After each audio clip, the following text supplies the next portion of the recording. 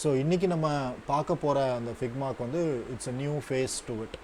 நம்ம எப்படி வந்து இந்த டிசைன் அண்ட் ப்ரோட்டோடைப் வந்து எப்படி நமக்கு வந்து ஒரு என்டையராகவே ஒரு நியூ ஃபேஸை வந்து ஃபிக்மாவில் கொடுத்துச்சோ அதே மாதிரி நம்ம எல்லா டிசைனும் பண்ணி முடிச்சிட்டோம், ரைட்? ஒரு எக்ஸாம்பிளுக்கு அப்படி வச்சுப்போம். எல்லாம் நீங்கள் பண்ணி முடிச்சிட்டிங்க. What's next? என்ன பண்ணணும்?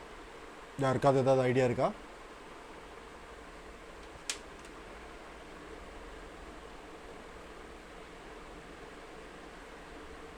இல்லையா? ஆமாவா? ஆப் டெவலப் பண்ணணும். கரெக்டு. ஆப்பை வந்து நம்ம வந்து டெவலப் பண்ணணும். யார் வந்து டெவலப் பண்ணுவா?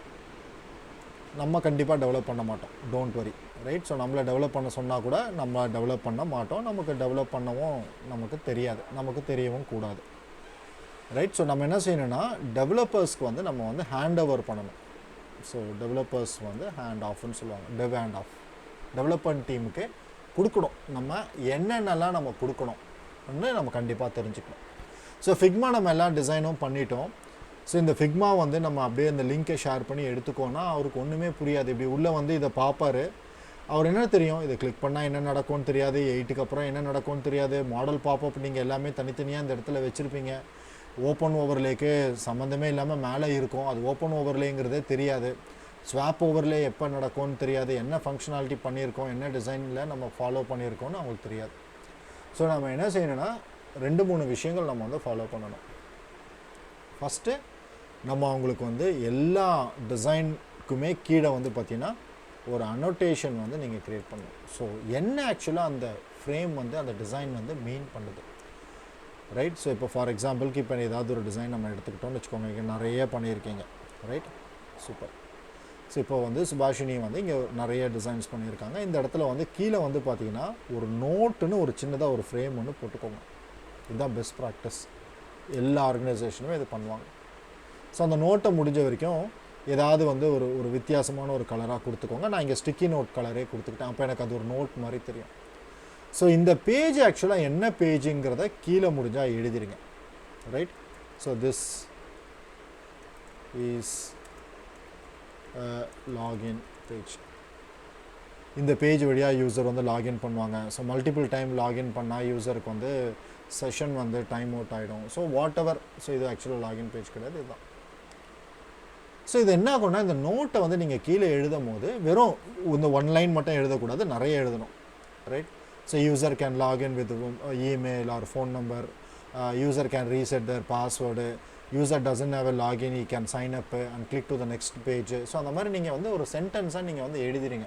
ஸோ முடிஞ்ச வரைக்கும் உங்களோட ஓன் லாங்குவேஜ், உங்களுக்கு எது கொஞ்சம் கன்வீனியண்ட்டாக இருக்கும், எது கொஞ்சம் ஈஸியாக இருக்குமோ உங்களோட ஓன் லாங்குவேஜில் நீங்கள் எழுதிக்கலாம். பேசிக்லி அது படித்து பார்த்தா அது என்ன பேஜுன்றது புரியணும். இது வந்து டெவலப்மெண்ட் சைடில் தான். ஒன்ஸ் டிசைன் எல்லாம் முடிச்சிட்டிங்கன்னா ஃபஸ்ட்டு ப்ராக்டிஸ் நீங்கள் இந்த மாதிரி நோட் போடுறது ஃபஸ்ட் ப்ராக்டிஸ். செகண்ட் ப்ராக்டிஸ் என்னென்னா, இப்போ நம்ம வந்து பார்த்திங்கன்னா இதிலே வந்து இந்த ஆட்டோ ஃப்ளோன்னு சொல்லி ஒரு ப்ளகின் நம்ம யூஸ் பண்ணியிருப்போம். ஸோ அந்த ஆட்டோ ஃப்ளோ ப்ளகின் வந்து பார்த்திங்கன்னா இந்த இடத்துல இருக்குது. ஸோ நீங்கள் இந்த ஆரோ மார்க்கை போட்டு கிளியராக வந்து நீங்கள் கைட் பண்ணணும். ஸோ இந்த கெட் ஸ்டார்டட் கொடுத்தா இந்த பேஜ்க்கு போகுது. ஸோ சைனப்பு நீங்கள் வந்து செலக்ட் பண்ணிவிட்டு அடுத்து நீங்கள் ஷிஃப்ட்டை பிடிச்சி நீங்கள் இங்கே கிளிக் பண்ணிங்கன்னா உங்களுக்கு வந்து ஒரு ஆரோ மார்க் வந்து அது போட்டு தரும். ஸோ ஃபர்காட் பாஸ்வேர்டு கிளிக் பண்ணால் எங்கே போகும், ஸோ சென்டு ஓடிபி பேஜ் கொடுத்தா எந்த பேஜ்க்கு வரோங்கிறத கிளியராக வந்து இந்த ஆட்டோ ஃப்ளோன்னு ஒரு ப்ளகின் இருக்குது, அந்த ஃப்ளோவில் நீங்கள் வந்து கிளியராக வந்து இந்த மாதிரி நீங்கள் ஒரு ஆரோ மார்க் போட்டு நீங்கள் கைட் பண்ணணும். ஸோ இந்த ஆரோ மார்க் வந்து என்ன ஆகும்னா டெவலப்பர்ஸ்க்கு வந்து ஈஸியாக புரியும். உள்ளே வந்த அப்புறமா ஓகே இதை கிளிக் பண்ணால் இந்த பேஜ்க்கு போகுது, இதை கிளிக் பண்ணால் இங்கே போகுது, ஓடிபி கிளிக் பண்ணால் இந்த பேஜ்க்கு வருது, லேண்டிங் பேஜ்க்கு வரணும்னா அவங்க ஓடிபியெல்லாம் ஃபில் பண்ணிட்டு தான் வரணும். ஸோ அவங்க அதுக்கேற்றபடி ப்ரோக்ராமிங் வந்து ரெடி பண்ணுவாங்க, லாஜிக்கெல்லாம் போட்டு ஃபங்க்ஷனாலிட்டிலாம் போட்டு அவங்க வந்து அந்த பேஜஸை வந்து ரியல் பேஜ் ஆப் டிசைனை வந்து ரெடி பண்ணுவாங்க. ஓகே, ஸோ அதுக்கு அடுத்து நீங்கள் என்ன செய்யலைன்னா நீங்கள் இந்த இடத்துல ஷேரில் போயிட்டு நீங்கள் அந்த யூசர் அந்த யாரெல்லாம் வந்து அந்த டீமில் இருக்காவோ அவங்கள எல்லாரையும் ஆட் பண்ணலாம். அவங்களுக்குலாம் நீங்கள் வந்து எடிட் ஆக்சஸ் கொடுக்கணும்னு அவசியம் இல்லை, முடிஞ்ச வரைக்கும் நீங்கள் வியூ ஆக்சஸ் கொடுத்தீங்கன்னா போதும். அது வந்து பாயிண்ட் நம்பர் 3. ஏன் நம்ம வியூ ஆக்சஸ் கொடுத்தா போதும்னா, எடிட் ஆக்சஸ் கொடுத்தீங்கன்னா அவங்க ஏதாவது ஒர்க் பண்ணும்போது தெரியாமல் இப்படி செலக்ட் பண்ணி அப்படியே கொஞ்சம் மாற்றிடுவாங்க, ஏதாவது வந்து மூவ் பண்ணிடுவாங்க, பண்ணிட்டா அதுதான் ஃபைனலாக டிசைனுக்கு வந்து போயிடும். ஸோ அதை அவாய்ட் பண்ணுறதுக்காக அவங்களுக்கு எந்த ஒரு எடிட்டுமே நம்ம கொடுக்காம வியூ ஆக்சஸ் நீங்கள் டெவலப்பர்ஸ்க்கு கொடுத்துட்டிங்கன்னா உங்களுக்கு வந்து ரொம்ப யூஸ்ஃபுல்லாக இருக்கும். டெவலப்பரும் உள்ளே வந்தான்னா அவனால் வெறும் வியூ தான் பண்ணி பார்க்க முடியும். அவனுக்கு வியூ பண்ணி பார்த்தா போதும். ஸோ அவன் வந்து இந்த வியூ எல்லாம் பண்ணி பார்த்துருவான். அது வந்து third step, right? So next வந்து என்னென்னா, நீங்கள் வந்து ஒரு அனோட்டேஷன் போடணும்னு நான் சொல்லிட்டேன். அடுத்து வந்து இந்த ப்ளக்கின் வந்து அதையும் நான் நோட் பண்ணிக்கிறேன். ப்ளக்கினோட நேம் வந்து ஆட்டோ ஃப்ளோ. ப்ளக்கினை யூஸ் பண்ணி நீங்கள் வந்து நேவிகேட் வந்து அவனை வந்து கைட் பண்ணணும். நேவிகேஷன் வந்து கைட் பண்ணணும். நேவிகேட்டுக்கு கைட் பண்ணணும். இது வந்து ஒரு பாயிண்ட். அடுத்த பாயிண்ட் வந்து share with developers with the view only access.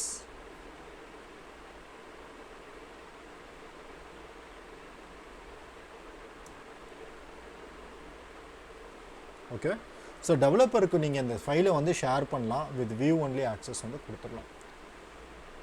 இன்னொரு இம்பார்ட்டன்ட் பாயிண்ட் என்னென்னா, share them the design system, அப்படி இல்லைனா டிசைன் கைட்லைன் டாக்குமெண்ட். ஸோ அந்த டிசைன் கைட்லைனில் தான், டிசைன் சிஸ்டம் கைட்லைனோ இல்லை டிசைன் சிஸ்டமில் தான் நம்மகிட்ட என்ன இருக்கும், என்ன கலரு, என்ன ஃபாண்ட்டு, எது ப்ரைமரி கலரு, எது செகண்டரி கலரு, எது டெர்ஷரி கலரு, ஒரு பட்டன் எப்படி இருக்க போகுது, எல்லாமே அந்த இடத்துல தான் இருக்க போகுது, ரைட்? ஸோ நம்மளே இந்த இடத்துல நம்ம நிறைய டிசைன் கைட்லைன் மாதிரி போட்டிருக்கோம். ஸோ அந்த டிசைன் கைட்லைன் வந்து பார்த்திங்கன்னா இந்த மாதிரி ஏதாவது ஒரு டிசைன் கைட்லைன் நீங்கள் போட்டிருந்தீங்கன்னா இதை வந்து நீங்கள் அவங்களுக்கு ஷேர் பண்ணணும். ஸோ அப்போ தான் அவங்களுக்கு தெரியும் H1னா ஃபாண்ட்டோட சைஸ் என்ன, H2னா என்ன, இதோட பேஸ் ஃபாண்ட் என்ன, ஆக்சுவலாக இவங்க வந்து என்ன ஃபாண்ட் யூஸ் பண்ணியிருக்காங்க, என்ன கலர் யூஸ் பண்ணியிருக்காங்க. ஸோ எல்லாத்தையுமே வந்து இந்த டிசைன் கைட்லைன்லேருந்து அவங்க வந்து பார்ப்பாங்க. ஸோ இந்த டாக்குமெண்ட்டு, இந்த பேஜையும் நீங்கள் வந்து ஷேர் பண்ணும் போது அவங்க இந்த டெவலப்பர்ஸ்க்கு நீங்கள் மறக்காமல் நீங்கள் வந்து அதையும் வந்து நீங்கள் வந்து கொடுக்கணும். So share them, share the டெவலப்பர்ஸ்னே போட்டுறேன். தெம்முன்னா கான்டெக்ஸ்டுவலாக இருக்காது. Share the developers, right? Share developers design system, design system வந்து கைட் பண்ணணும். லாஸ்ட்டாக நீங்கள் என்ன பண்ணலான்னா, ஒரு தடவை அவங்கள கூப்பிட்டு வச்சு ஃபஸ்ட்டு டைம் நீங்கள் அந்த லைவ் பண்ணியோ இல்லை வந்து இந்த இன்ட்ராக்ஷன் ப்ரோட்டோடைப்பை நீங்கள் வாக் த்ரூ பண்ணி காட்டணும். கிளிக் பண்ணி நீங்கள் காட்டணும், இதை கிளிக் பண்ணால் இது நடக்குது, இதை கிளிக் பண்ணால் இது நடக்குதுன்னு ஒரு வாக் த்ரூ வந்து நீங்கள் வந்து ஃபஸ்ட்டு வந்து என்ன பண்ணணும்னா, guide them walk through. So அந்த வாக் த்ரூ பண்ணும்போது அவங்களுக்கு வந்து ஒரு லாஜிக்கலாக தெரிஞ்சிடும். அதுக்கப்புறமா நீங்கள் போன அப்புறமா நாளைக்கு நாளன்னைக்கு அவங்க வந்து டெவலப் பண்ணும் போது உள்ளே வந்தாங்கன்னா அந்த ஆட்டோ ஃப்ளோ ஹெல்ப் பண்ணும் அவங்களுக்கு நேவிகேட் பண்ணுறதுக்கு. என்ன கலரு என்னன்றதை டிசைன் சிஸ்டம் வந்து அவங்கள வந்து கைட் பண்ணும்.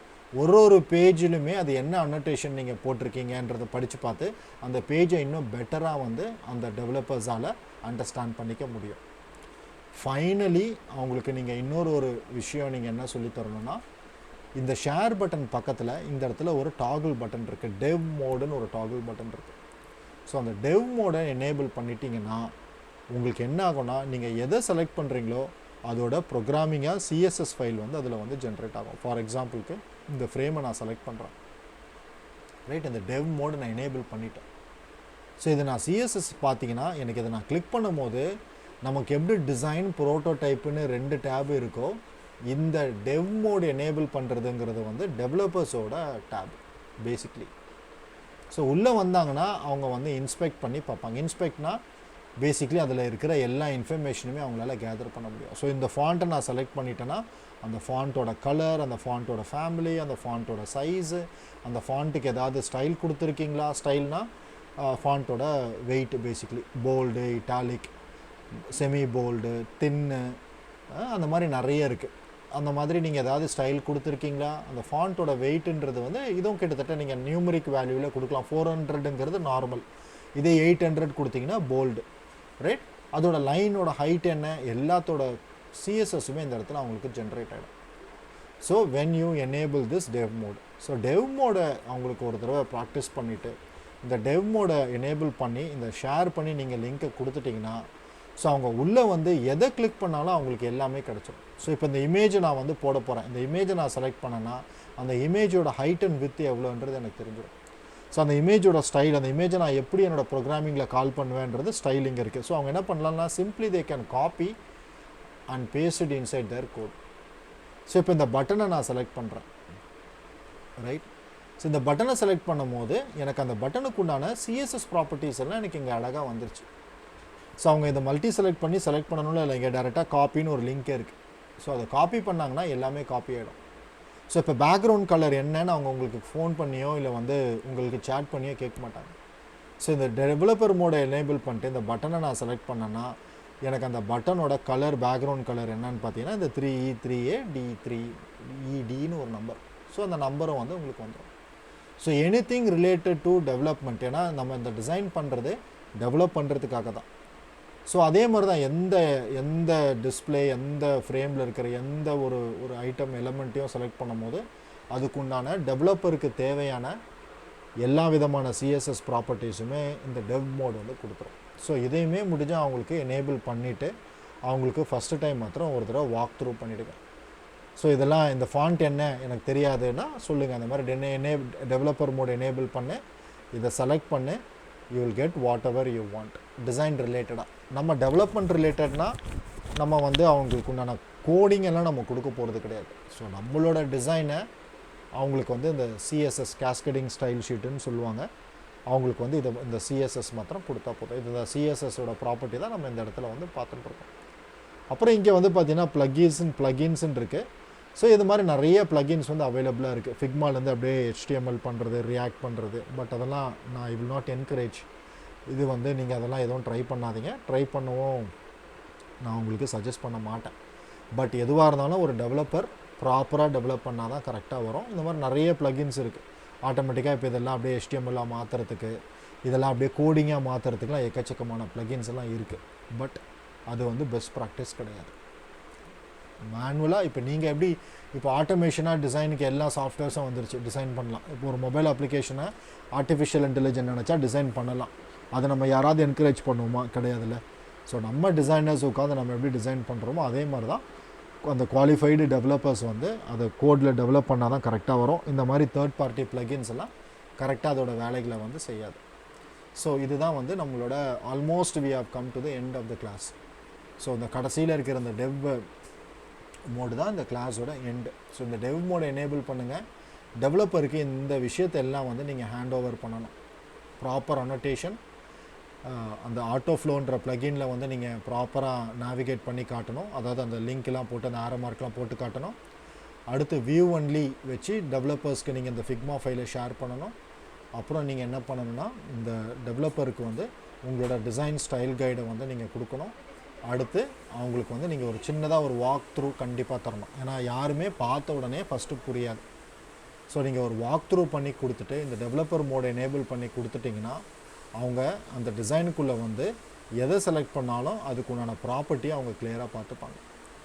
ஸோ இப்போ வந்து பார்த்தீங்கன்னா டிசைன் அண்ட் ப்ரோட்டோடைப்பே இருக்காது. இது வந்து purely developer mode. So developer மோடுக்கு நம்ம கொடுக்கணுன்னா இந்த டெவலப்பர் மோடை எனேபிள் பண்ணிவிட்டு இதை ஷேர் பண்ணி நீங்கள் வந்து அந்த வியூ மோடு நீங்கள் வச்சு நீங்கள் வந்து அவங்களுக்கு வந்து கொடுத்துடலாம். சொல்லுங்கள் பிரகாஷ். ராஜ், இப்போ நம்ம டெவலப்பர் மோடு அவங்களுக்கு ஹேண்ட் ஓவர் பண்ணுறோம் இல்லையா? ஸோ நம்ம வந்து லோக்கல் காப்பி ஏதாவது சேவ் பண்ணி வச்சுக்கோங்க நம்ம டிசைனோட. இல்லை வேண்டாம், அது வந்து எப்பவுமே இல்லை செக்யூரிட்டி கிடையாது. நம்ம ஒன்று வச்சுருப்போம், அவங்க ஒன்று வச்சுருப்பாங்க. அந்த மாதிரி விஷயத்தை பிரேக் பண்ணது தான் ஃபிக்மாவோட சக்ஸஸ்ஸு, ரைட்டா? நம்ம அந்த லோக்கல் காப்பின்னு ஒன்று கிடையவே கிடையாது. எல்லாமே ஆன்லைன் தான், எல்லாமே ஒரே காப்பி தான், எல்லாமே லைவ் காப்பி. இப்போ நாளைக்கு இதில் ஏதாவது நீங்கள் சேஞ்ச் பண்ணணும்னா அப்போ நீங்கள் 2 இடத்துல சேஞ்ச் பண்ணுற மாதிரி ஆகிடும், ரைட்டா? அது ஒன்று. இன்கேஸ் அவங்க வந்து நம்மளோட டிசைன் வந்து ஏதாவது பண்ணிட்டாங்க அப்படின்னா நம்ம திரும்ப எடுக்க முடியாது. அதுக்கு தான் நம்ம வியூ மோடில் தானே நம்ம கொடுக்குறோம். Okay okay. ஸோ வியூ ஆப்ஷனில் நீங்கள் கொடுத்துட்டிங்கன்னா அவங்களால எதுவுமே பண்ண முடியாது, ரைட்டா? அதுவுமே நம்மளோட ரிக்குவயர்மெண்ட்டில் நான் ஃபஸ்ட்டு அதுதான் நான் சொன்னேன், ரைட்? இந்த இடத்துல வந்து பார்த்தீங்கன்னா அவங்களுக்கு வந்து share them with view only ஆப்ஷனோட கொடுத்துருங்க. ஸோ வியூ ஒன்லினா இந்த இடத்துல வந்து பார்த்தீங்கன்னா இங்கே இருக்குது பாருங்கள், கேன் வியூன்னு இருக்கும். So can edit, can view prototype. So can view போட்டு யார் இமெயிலாம் வேணுமோ அந்த இமெயிலாம் ஆட் பண்ணி இன்வைட் கொடுத்துட்டிங்கன்னா அந்த இன்வைட்டில் இருக்கிறவங்களால வெறும் வியூ மட்டும்தான் பார்க்க முடியும். ஸோ அவங்க வந்து எதுவுமே பெருசாக சேஞ்ச் பண்ணி எடிட் பண்ண மாட்டாங்க, ரைட்டா? ஓகே. சூப்பர். ஸோ இதுதான் நமக்கு வந்து அந்த ஃபைனல். ஸோ இந்த சிஎஸ்எஸ் ப்ளகின்ஸ் எல்லாம் நம்ம ஒரு தடவை கொடுத்துடலாம். மற்றபடி வேறு எதுவும் பெருசாக இல்லை. நம்ம அந்த அந்த வேரியபிள்ஸ் மாத்திரம் வேணும்னா ப்ராபப்ளி நம்ம கொஞ்சம் கனெக்ட் பண்ணலாம் later point of time. So அதை நம்ம வந்து கனெக்ட்